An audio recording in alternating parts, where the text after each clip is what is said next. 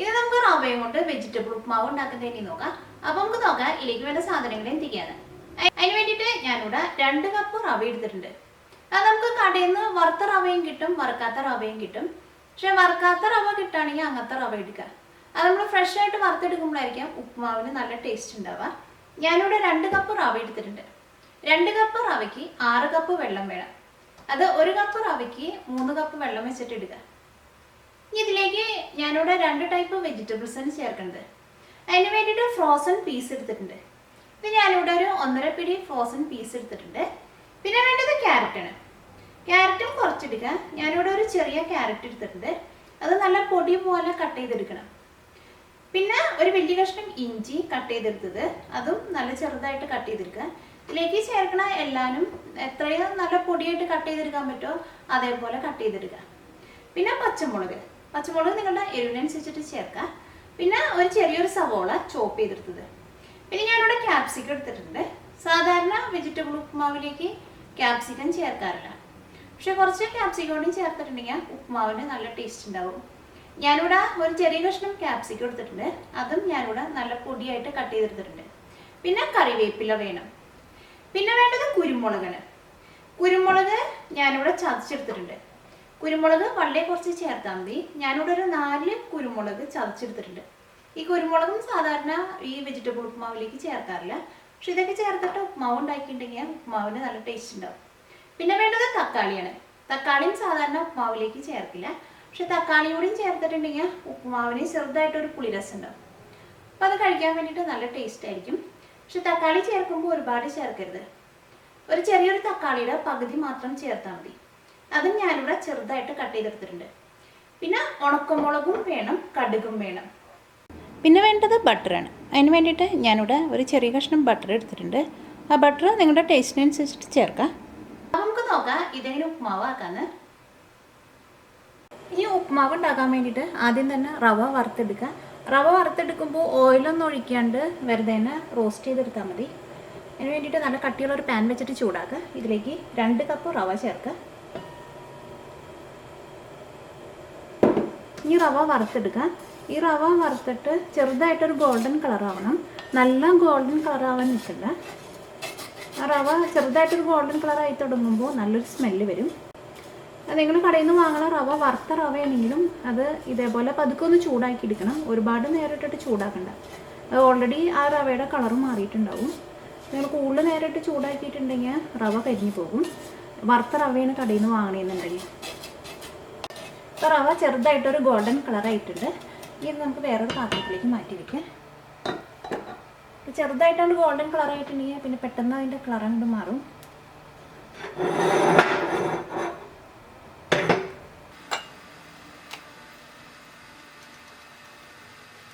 മാവ് ഉണ്ടാക്കാൻ വേണ്ടിയിട്ട് ഈ പാനിലേക്ക് ആവശ്യത്തിന് ഓയിൽ ഒഴിക്കുക. അത് നിങ്ങൾക്ക് ഇഷ്ടമുള്ള ഓയിലിൽ ഉണ്ടാക്കുക.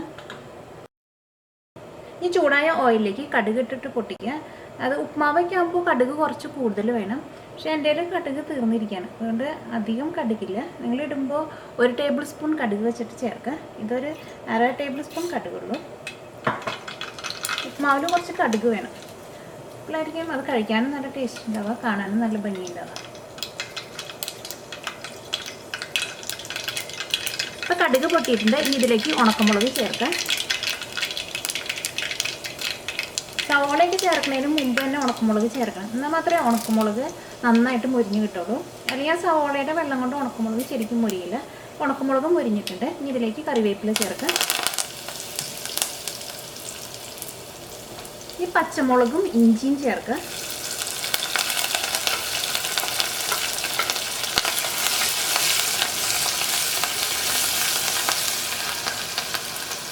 സവോള ചേർക്കുക.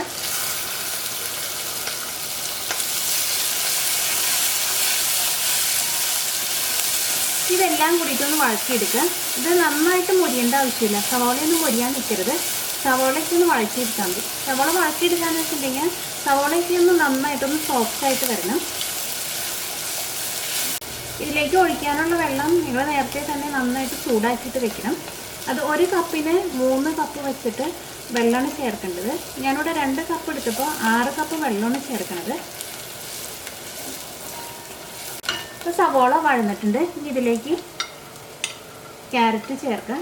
ക്യാരറ്റ് ചേർക്കുമ്പോൾ ക്യാരറ്റ് നല്ല പൊടിയായിട്ട് കട്ട് ചെയ്തെടുക്കണം.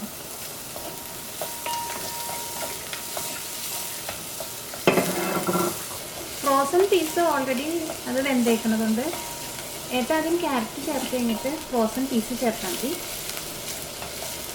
പിന്നെ തക്കാളി ക്യാപ്സിക്കം നമുക്ക് ഏറ്റവും ലാസ്റ്റ് ചേർക്കാം. ഈ ഓയിലിൽ കിടന്നിട്ട് ഈ ക്യാരറ്റ് ചെറുതായിട്ടൊന്ന് മുരിക്കണം. ഇപ്പോൾ ക്യാരറ്റ് ചെറുതായിട്ടൊന്ന് മുരിഞ്ഞു തുടങ്ങിയിട്ടുണ്ട്. ഇനി ഇതിലേക്ക് ചതച്ച് വെച്ചേക്കണ കുരുമുളക് ചേർക്കുക. കുരുമുളക് വളരെ കുറച്ച് ചേർത്താൽ മതി.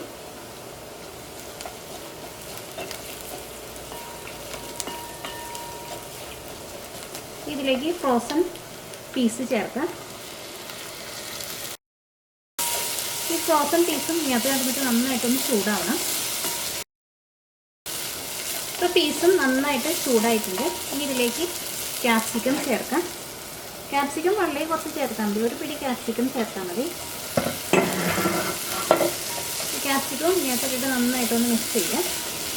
ക്യാപ്സിക്കം നന്നായിട്ട് വേവാൻ നിൽക്കണ്ട. ക്യാപ്സിക്കം ഒന്ന് ചൂടായാൽ മതി.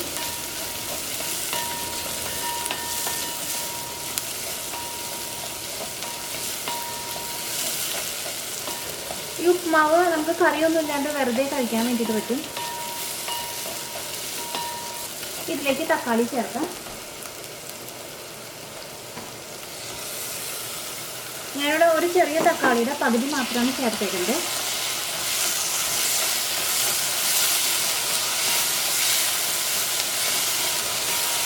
ഈ തക്കാളി ഇതിനകത്ത് നന്നായിട്ടൊന്ന് മിക്സ് ചെയ്യാം. തക്കാളി നന്നായിട്ടൊന്ന് ഉടയാൻ വേണ്ടിയിട്ട് നിൽക്കണ്ട. നന്നായിട്ടൊന്ന് മിക്സ് ചെയ്ത് കഴിയുമ്പോൾ ഇതിലേക്ക് വെള്ളം ചേർക്കാം. വെള്ളം ഞാനിവിടെ നന്നായിട്ട് തിളപ്പിച്ച് വെച്ചിട്ടുണ്ട്. നല്ല തിളച്ച വെള്ളം വേണം ചേർക്കാൻ വേണ്ടിയിട്ട്.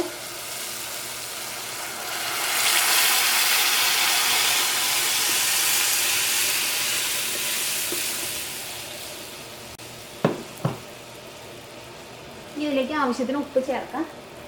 ഉപ്പ് ചേർത്ത് കഴിഞ്ഞിട്ട് ഈ വെള്ളത്തിൻ്റെ ടേസ്റ്റ് നോക്കണം, ഉപ്പ് പാകമാണോന്ന്. എന്നാൽ മാത്രമേ ഉപ്പുമാവ് റെഡിയായിട്ട് വരുമ്പോൾ നിങ്ങൾക്ക് ആ കറക്റ്റ് ഉപ്പിൻ്റെ ടേസ്റ്റ് ശരിക്കും കിട്ടുള്ളൂ.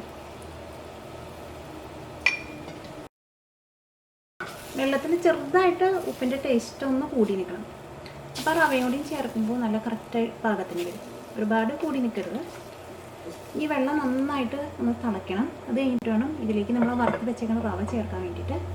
നമ്മൾ പെട്ടെന്ന് തിളയ്ക്കും. അപ്പോൾ വെള്ളം നന്നായിട്ട് തിളച്ചിട്ടുണ്ട്. ഇനി ഇതിലേക്ക് വറുത്ത് വെച്ചേക്കുന്ന റവ ചേർക്കാം.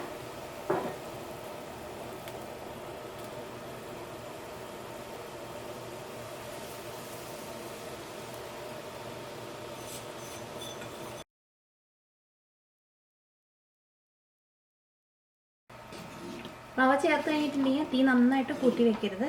ഒരു മീഡിയം ഫ്ലെയിമിൽ വയ്ക്കുക. എന്നിട്ട് നന്നായിട്ടൊന്ന് മിക്സ് ചെയ്യുക. ഇതിലേക്ക് ഒരു കഷ്ണം ബട്ടർ ചേർക്കുക. ആ ബട്ടർ വേണമെങ്കിൽ മാത്രം ചേർത്താൽ മതി. പക്ഷേ ബട്ടറും കൂടി ചേർത്തിട്ടുണ്ടെങ്കിൽ ഉപ്പുമാവിന് കുറച്ചും കൂടി നല്ലൊരു ടേസ്റ്റ് ഉണ്ടാവും. അതിലേക്ക് ഇതേപോലത്തെ ഒരു കഷ്ണം ബട്ടറാണ് ചേർത്തേക്കുന്നത്. ഇതൊരു മീഡിയം ഫ്ലെയിമിൽ വെച്ചിട്ട് 5 മിനിറ്റ് മൂടി വയ്ക്കുക. ഉപ്പുമാവ് നന്നായിട്ട് സെറ്റായിട്ട് വരും. നന്നായിട്ട് തീ കൂട്ടി വയ്ക്കരുത്.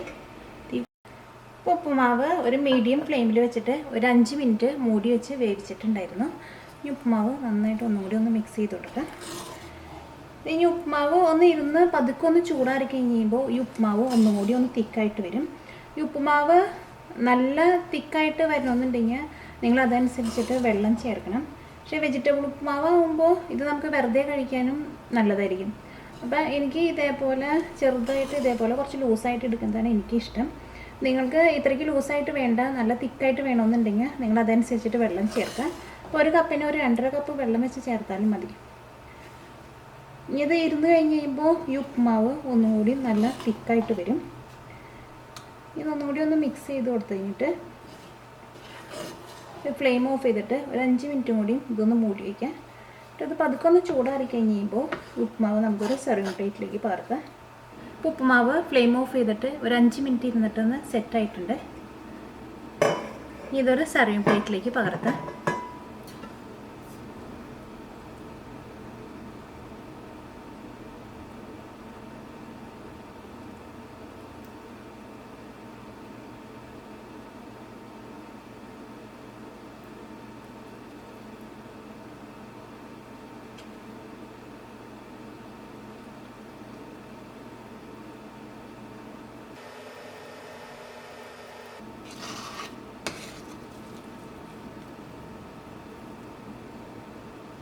ഇപ്പോൾ വെജിറ്റബിൾ ഉപ്മാവ് റെഡി ആയിട്ടുണ്ട്.